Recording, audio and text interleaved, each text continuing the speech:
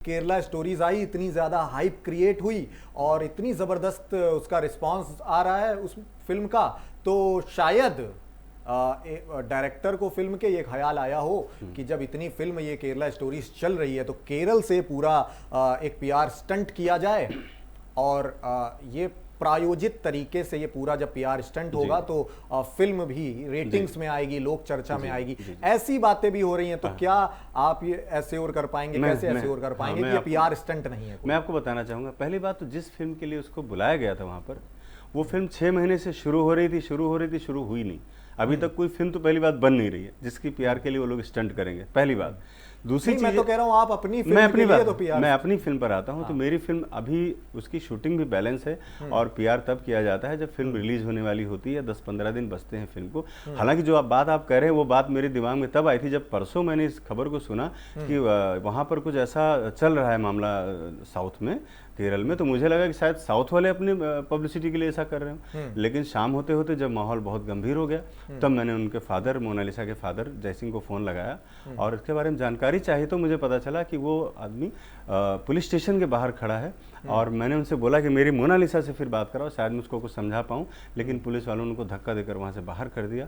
और बाद में मुझे पता चला, जैसा जय सिंह जी ने मुझे बताया, बाहर कर दिया आप उसके फादर को। हाँ, बात भी नहीं करने दिया, मतलब फ़ोन पर भी बात नहीं कराने दी मेरी। और बाद में उन्होंने बताया कि पीछे से लेकर के पूरा हुजूम मोनालिसा को उसकी आंखों के सामने चला गया और जय सिंह हाथ जोड़ते रहे कि मेरी इज्जत के साथ खिलवाड़ मत करो, हम बंजारे लोग हैं, बहुत इज्जतदार लोग, हम लोगों को भी, हमारी कम्युनिटी में हमारा जीना दुश्वार हो जाएगा, हम अपने समाज में नहीं जी पाएंगे, किस तरह से मुंह दिखाएंगे, हमें रहम कर दो, हमारी बेटी को छोड़ दो। लेकिन नहीं छोड़ा। तो इतने दावे के साथ आप कह रहे हैं, क्या कुछ प्रतिशत चांसेस इसके बिल्कुल भी नहीं है कि ये लव जिहाद ना हो और ये सच्चा प्रेम हो और आप इस फिल्म को आगे मोनालिसा के साथ और प्रमोट करके कंटिन्यू कर पाएं? कभी नहीं, ऐसा तो कभी नहीं होगा। देखिए, मैं जो बात कहता हूँ मेरी बात पत्थर की लकीर होती है। मैं किसी कंट्रोवर्सी के लिए या गॉसिप के लिए मैं न कभी फिल्म बनाता हूँ और न मैं कोई अभी इस तरह का कोई स्टंटबाजी आज तक मेरी लाइफ में मैंने कभी किया। पहली बात यह है कि अगर ये बात आप जो कह रहे हैं कि शायद वाकई में लव हो, वाकई में लव होता तो कहीं कानों कान भनक लगती उनके फादर को या मुझे पता चलता, परसों ही क्यों पता चला। दूसरी बात यह है कि अगर प्यार ही होना था तो बागपत में होता प्यार, डर रही होगी आपको बताने से, जी सम्मान देती होगी आपको, सम्मान देने से। देखिए, बात जहां पर प्यार की होती है ना, तो और 4-6 दिन, महीना 6 महीने और रुक जाते। पिक्चर तो कम से कम जिसके पीछे मेरा इतना भविष्य जुड़ा हुआ है, 2 साल की मेहनत, 2 महीने की जेल फर्जी और 10 करोड़ रुपए का कर्ज लेकर के मैं अगर उसके भविष्य को बनाने के लिए निकला था, तो इतनी गैरत, इतनी बेशर्मी तो जानवर के अंदर भी होती है कि भाई थोड़ा सा रहम कर दो, नहीं तो ये आदमी तबाह हो जाएगा, बर्बाद हो जाएगा। आज उसने मुझे इस कंडीशन में लाकर खड़ा कर दिया है कि मुझे ये नहीं समझ में आ रहा है कि मुझे अब करना क्या चाहिए।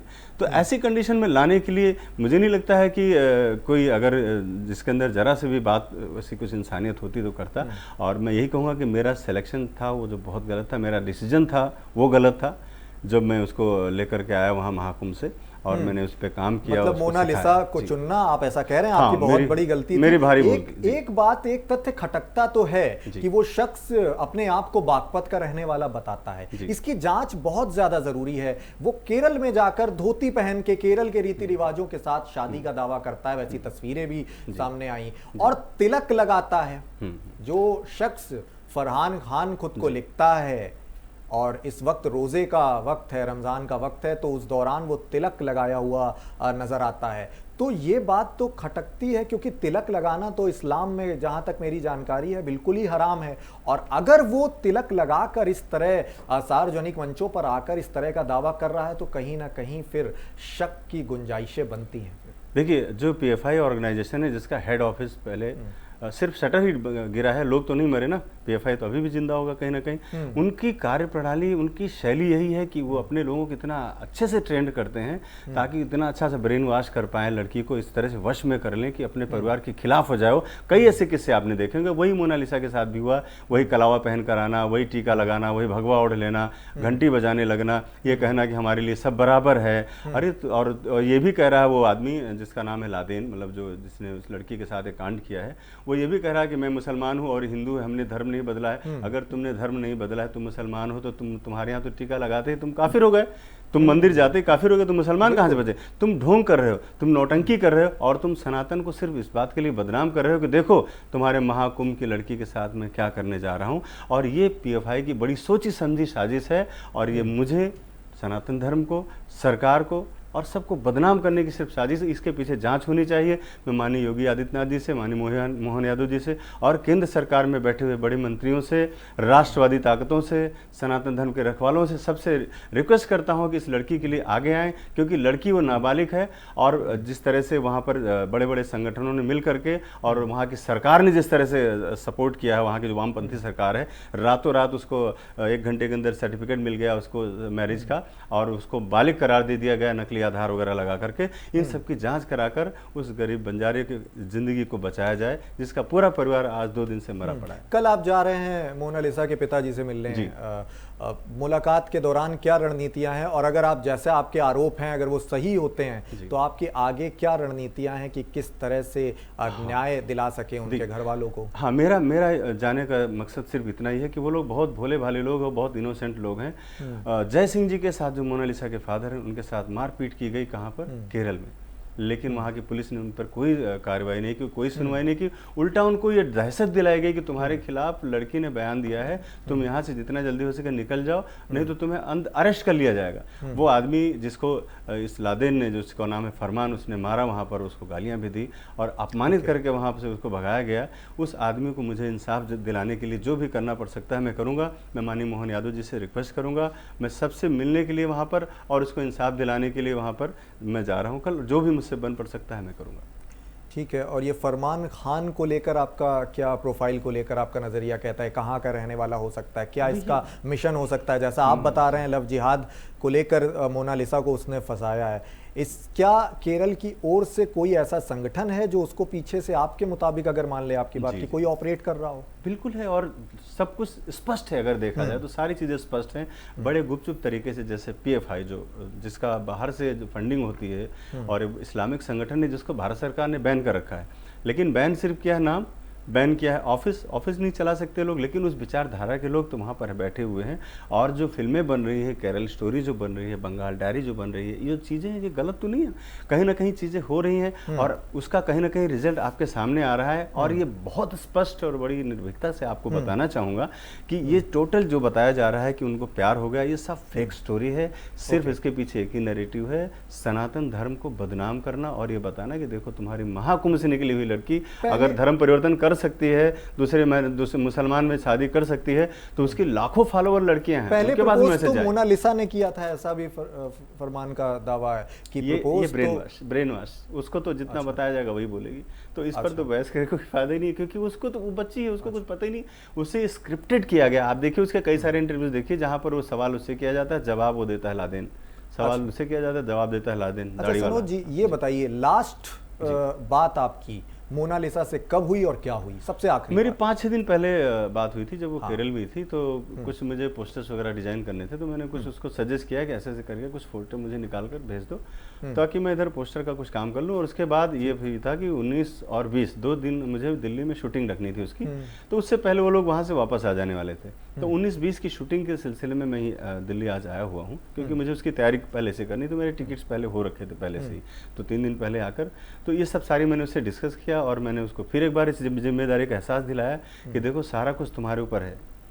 अगर तुमने अभिनय में या किसी चीज़ में अगर ज़रा भी सिंसेरिटी कम की तो मेरी ज़िंदगी ख़त्म हो जाएगी, क्योंकि मैंने बहुत सारा तुम्हारे बिहाफ पर, तुम्हारे भरोसे पर मैंने इतना पैसा कर्ज ले रखा है, वो मैं कर्ज में फंस जाऊँगा।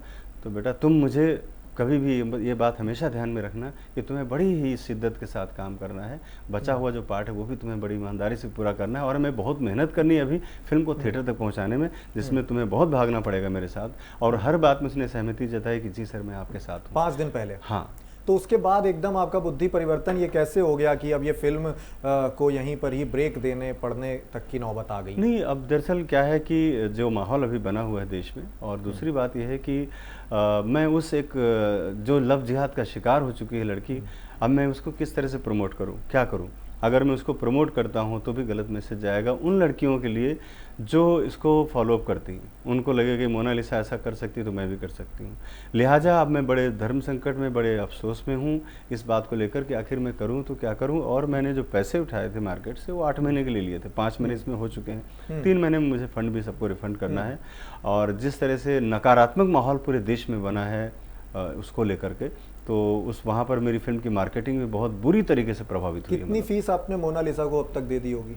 देखिए फीस तो अलग चीज़ है, 21 लाख रुपए मैंने उसको दिए थे। 21 बाकी लाख रुपए। बाकी उसके जो स्ट्रक्चर पे, उसके रहने पर, उसके जो टीचर थे और जो उसका आना जाना, वो सभी मैंने ही किया हुआ था। टोटल इन्वेस्टमेंट अगर आप जोड़ेंगे मोनालिसा पर कितना हो गया नहीं, आपका? तो टोटल ही हो जाएगा 9.5 करोड़ रुपए खर्च हो चुका अभी तक, फिल्म से लेके उसकी पढ़ाई अच्छा। लिखाई से लेके और 1.5 साल का जो भी चीज़ें रही वहाँ तक अभी तक 9.5 करोड़ रुपए खर्च। तो ये फिल्म बंद कर देना क्या ये जरिया है आपका? इतना बड़ा आप एक तरफ बता रहे हैं कि इन्वेस्टमेंट हो गया और मेरे ऊपर कर्ज का इतना बोझ है, तो ये फिल्म रोक देने की वजह भी लोगों को समझ में नहीं आ रही है। फिल्म को रिलीज होने दीजिए आप।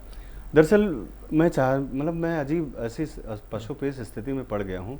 अगर मैं फिल्म को रिलीज करता हूँ तो बड़े बीमारू तरीके से मैं रिलीज कर पाऊंगा, क्योंकि जो बड़ी कंपनियां हैं, जो फैक्ट है, मैं आज मीडिया के सामने मुझे बोलने में दिक्कत नहीं, लोग अच्छी अच्छी बातें ही बोलते हैं कि मेरी फिल्म बहुत बड़ी है, बहुत अच्छी। मैं सच जानता हूँ, क्योंकि मेरी परसों तक अभी जो मीटिंग हुई है उसके बाद जो नेगेटिव फीडबैक्स आ रहे हैं, तो वहाँ पर जो कॉर्पोरेट कंपनियाँ मेरे साथ जुड़ी हुई थी उन लोगों ने भी हाथ खड़े करना शुरू कर दिया है। तो मैं ये कैसे कह सकता हूँ कि जिस मकसद को लेकर मैंने 2 साल खर्च किए और इतना बड़ा रिस्क लिया है, तो वो थिएटर में फिल्म रिलीज़ करके और हम उसको हासिल कर लेंगे। दूसरी बात, जो बचा हुआ पार्ट है उसके लिए मैं कभी भी नहीं चाहूँगा कि मोनालिसा की फिर मैं दोबारा से शक्ल देखूँ या उसके साथ में बैठूँ या मैं काम करूँ। तो ये भी दूसरा एक मुद्दा है कि वो फिल्म अधूरी इसलिए भी अटकी रहेगी या अटकी हुई है कि मेरे अंदर उतनी हिम्मत या मैं उतना गिरा हुआ भी इंसान नहीं हूँ कि इतनी आसानी से जो लड़की लव जिहाद का शिकार हो गई, उसने एक बार भी मेरे बारे में नहीं सोचा, अपने बाप के खानदान के बारे में नहीं सोचा। और एक अब लोग तो सनोज जी ये कह रहे हैं कि जिस तरह आप अलग अलग अभी 2 दिन के अंदर ही 12-13 मीडिया हाउस में इंटरव्यू दे चुके हो जी, और आगे भी अभी प्रस्तावित हैं आपके, तो ये आपके लिए तो बेहतरीन और सही मौका होना चाहिए फिल्म रिलीज का। बहुत अच्छी लोकप्रियता फिल्म को भी मिल रही है, अपने आप प्रमोशन भी हो रहा है उस फिल्म का, तो इस फिल्म को रिलीज करने का ये सही मौका होना चाहिए। इस तरह की बातें भी कह रहे हैं। दरअसल ये मुद्दा बिल्कुल अलग है। आज जो मुद्दा है वो है कि एक गरीब आदमी को किस तरह से ट्रैप में फंसाकर, और फिल्म तो मेरी अलग है, फिल्म का तो मैटर हटा ही दीजिए, उसको फिल्म इससे मत जोड़िए।